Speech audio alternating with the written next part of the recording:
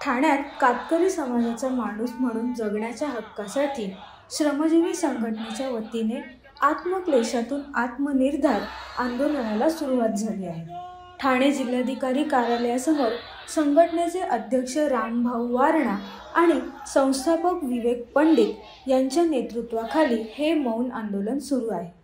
देशाच्या आर्थिक राजधानीपासून काही किलोमीटर अंतरावर असलेल्या या आदिम समाजाला आजही दारिद्र्य, अन्याय आणि अमानुष श्रमाच्या गत्तेत जगावं लागते।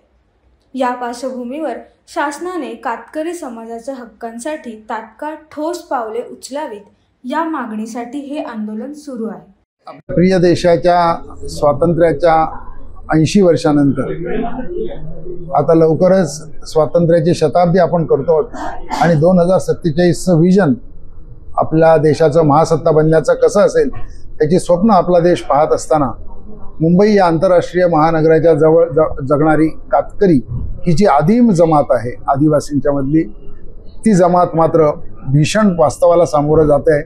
12-13 वर्षाच्या मुली नगर जिल्ह्यातल्या संगमनेरचे लोक या ठिकाणी येऊन खरेदी करून जात आहेत। अशा 6 घटना आता गुन्हे अशा पद्धतीचे दाखल झालेले आहेत। लहान लहान मुलांची विक्री 500-500 रुपयाला मेंढपाळांसाठी किंवा मच्छी सुकवण्यासाठी, घरकामासाठी या कातकऱ्यांची जात आहेत। खाण्यासाठी कर्जबाजारीपणा कातकऱ्यांच्या वर आलेला आहे आणि त्यातून भीषण दारिद्र्यानं ही जमात गांजलेली आहे, ती नष्ट होण्याच्या मार्गावर आहे। याची खंत आम्हाला आहे की देशाच्या स्वातंत्र्यानंतर संविधानाने जे मूलभूत अधिकार दिले, जगण्याचा सन्मानाने जगण्याचा जो अधिकार दिला, तो आम्ही अजूनही यांच्यापर्यंत पोहोचू शकलो नाही, याची खंत आम्हाला आहे।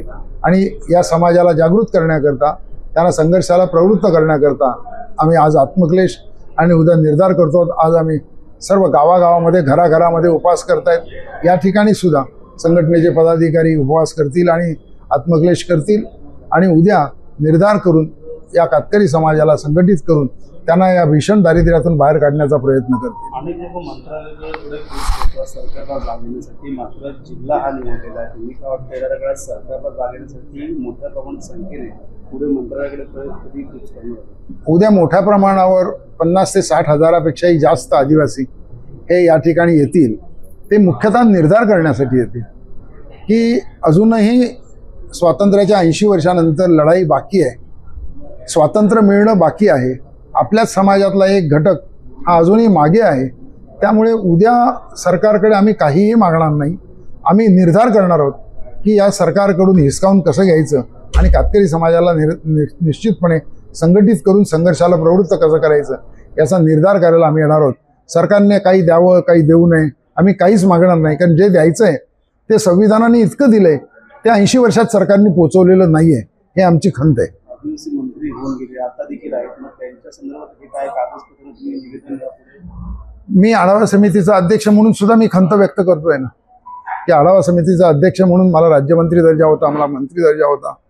मी माझी दुःख शासनाला सांगेन, पण माझी खंत आहे की मी या कातकरी समाजाला न्याय नाही देऊ शकलो।